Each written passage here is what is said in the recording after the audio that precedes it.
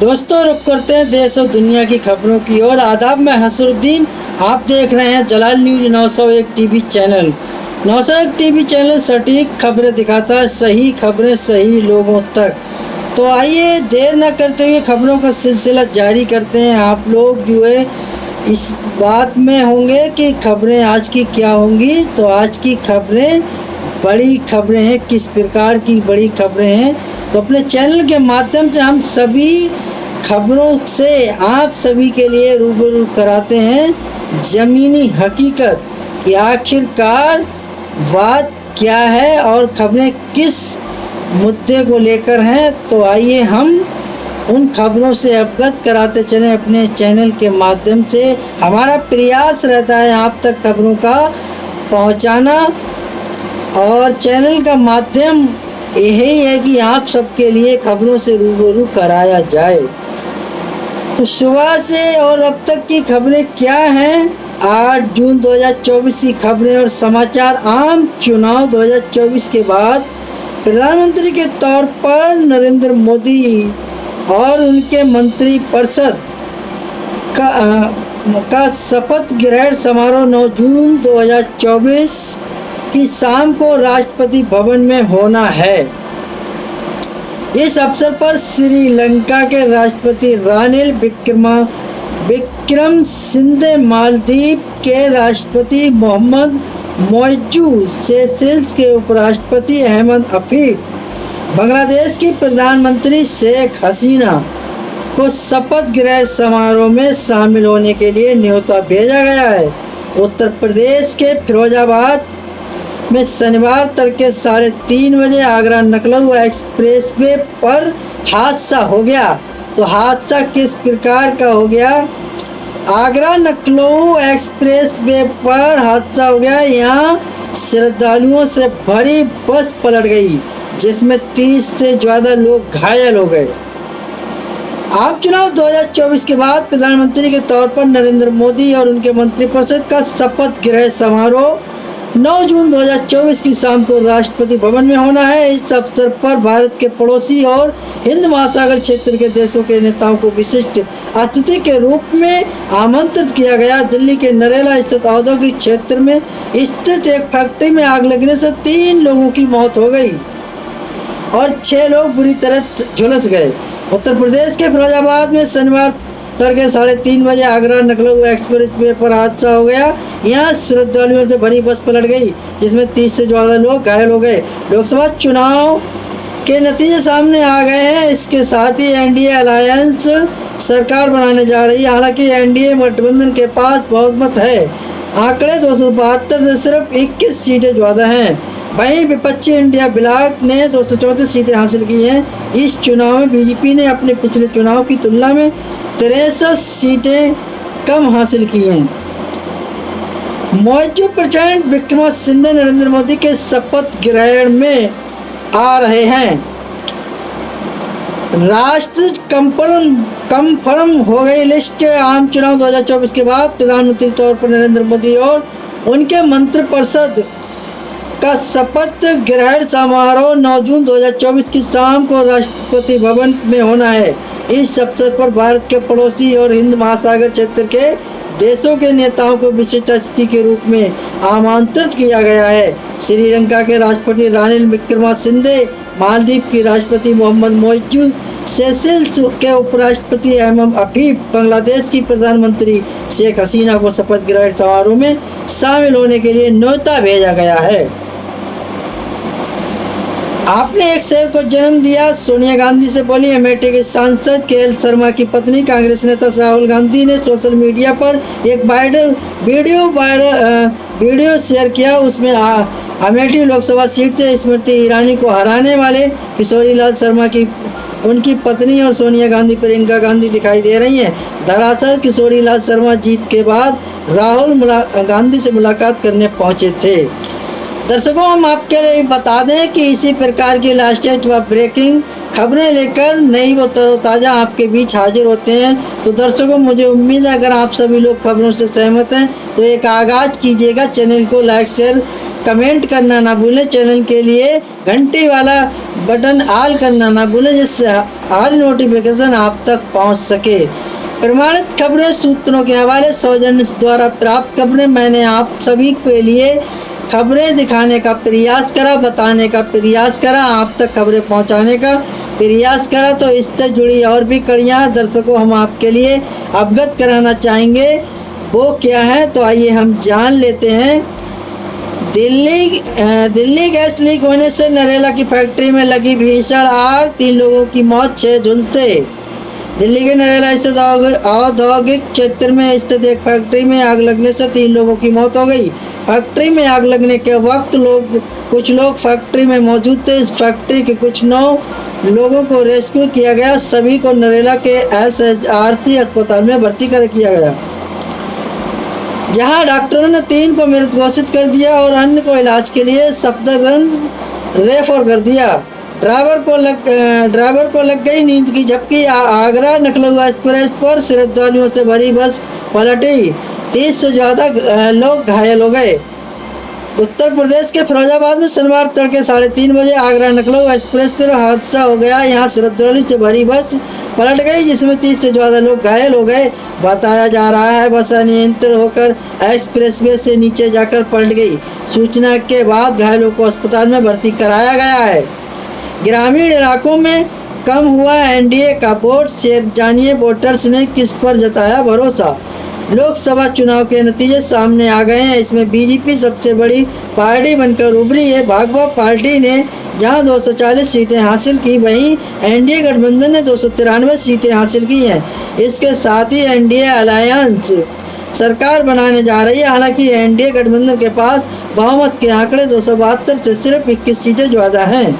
वहीं विपक्षी India block ने 234 सीटें हासिल की हैं। इस चुनाव में बीजेपी ने अपने पिछले चुनाव की तुलना में 63 सीटें कम हासिल की हैं। मोदी के शपथ ग्रहण समारोह में शामिल होंगे मोदी जी और कौन से राष्ट्रीय अध्यक्ष रहेंगे मौजूद। लोकसभा चुनाव में एनडीए की 292 सीटों पर जीत के साथ ही नरेंद्र मोदी तीसरी बार प्रधानमंत्री पद की शपथ लेने के लिए तैयार हैं। 9 जून की शाम को नरेंद्र मोदी और सरकार की मंत्रिपरिषद के सदस्य शपथ लेंगे। शुक्रवार को एनडीए की बैठक हुई, जिसमें मोदी को संसदीय दल का नेता चुना गया। जानकारी इसके बाद शुक्रवार शाम मोदी ने कहा कि एनडीए के साथियों ने एक बार फिर मुझे इस दायित्व के लिए पसंद किया है और इसकी जानकारी राष्ट्रपति को दी है। राष्ट्रपति ने मुझे बुलाया और मुझे शपथ ग्रहण समारोह और मंत्री परिषद के सदस्यों की सूची के लिए बुलाया था। उन्होंने कहा 9 जून की शाम को नई सरकार शपथ लेगी। शपथ ग्रहण समारोह राष्ट्रपति भवन के फोरकोर्ट में होगा। किस किस को भेजा गया न्योता, तो आइए हम जान लेते हैं अपने चैनल के माध्यम से। 18वीं लोकसभा के शपथ ग्रहण समारोह में कई देशों के प्रमुख बुलाए गए। विदेश मंत्रालय की प्रधानमंत्री शेख हसीना, श्रीलंका के राष्ट्रपति रानिल विक्रमसिंघे, भूटान के प्रधानमंत्री शेरिंग टोब्गे, सेशेल्स के उपराष्ट्रपति अहमद हफीज, नेपाल के प्रधानमंत्री पुष्पकमल दाहाल प्रचंड, मॉरिशस के प्रधानमंत्री प्रबंध जगन्नाथ और मालदीव के राष्ट्रपति मोहम्मद मोइजू को आने का निमंत्रण दिया गया है।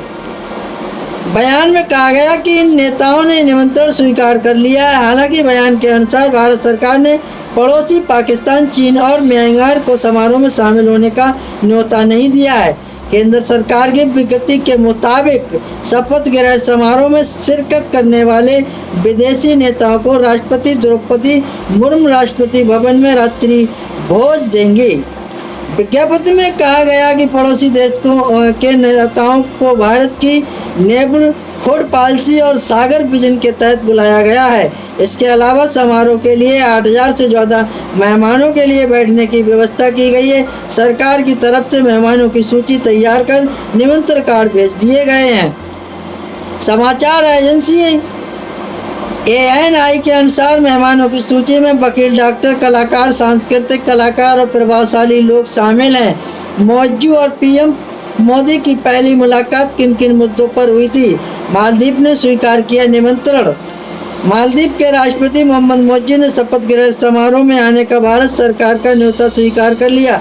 मालदीव के राष्ट्रपति कार्यालय में एक बयान जारी कर कहा कि मालदीव में भारत के हाई कमिश्नर मनु मोहब्बर ने राष्ट्रपति मोइज्जी को इसका निमंत्रण पत्र पेश किया। मनु मोहब्बर ने कहा कि पीएम मोदी को उम्मीद है कि मोइज्जी इस समारोह में उपस्थित रहेंगे। वहीं मोइज्जी ने कहा कि इस ऐतिहासिक मौके का गवाह बनना उनके सम्मान की बात होगी।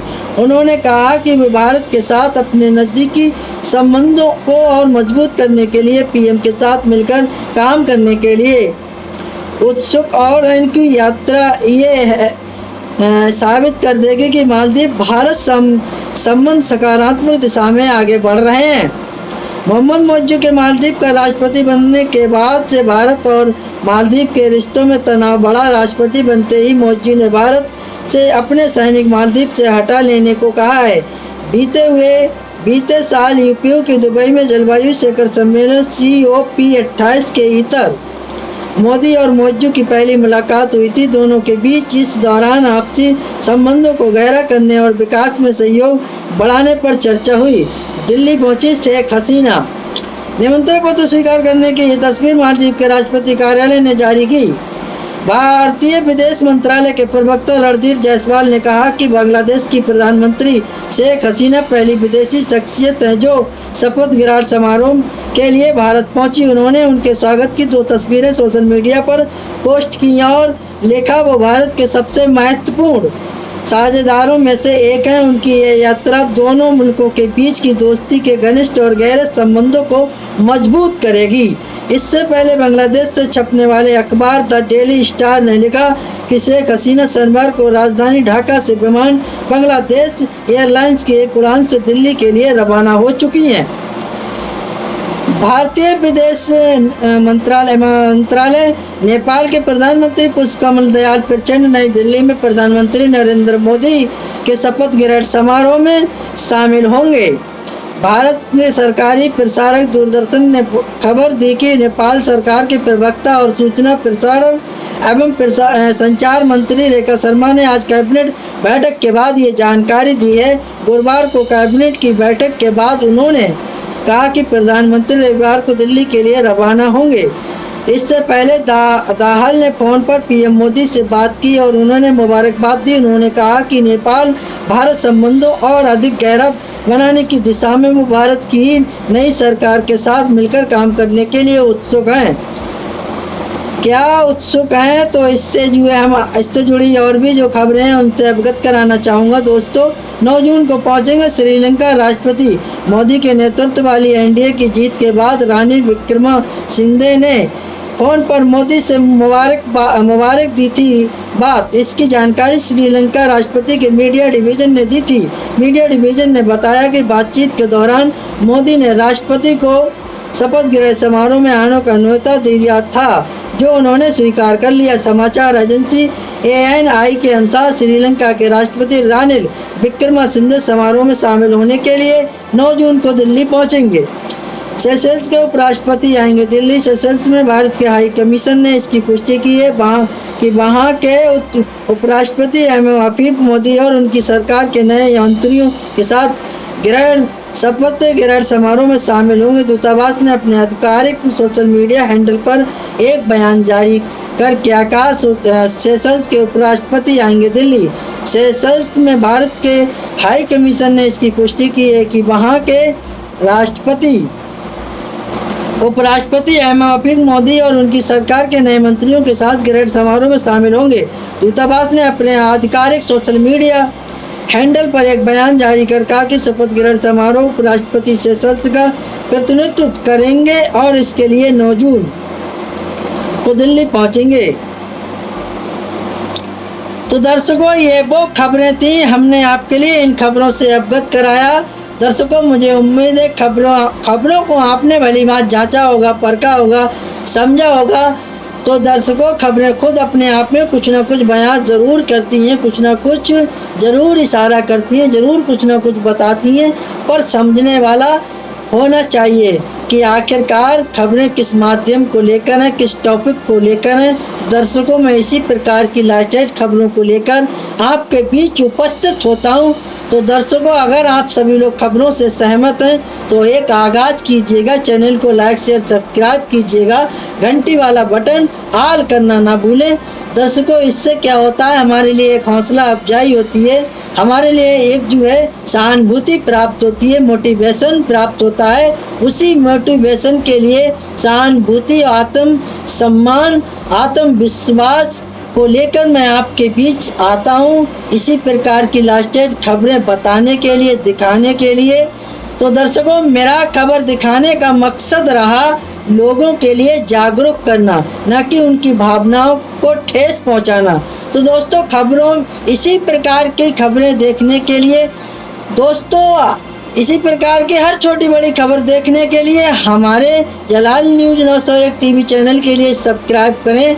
तो दोस्तों, जो है खबरों में हमारे साथ बने रहने के लिए हमारे चैनल के लिए सब्सक्राइब करें, जिससे ये हर खबर आसानी से मिल सके। जय हिंद।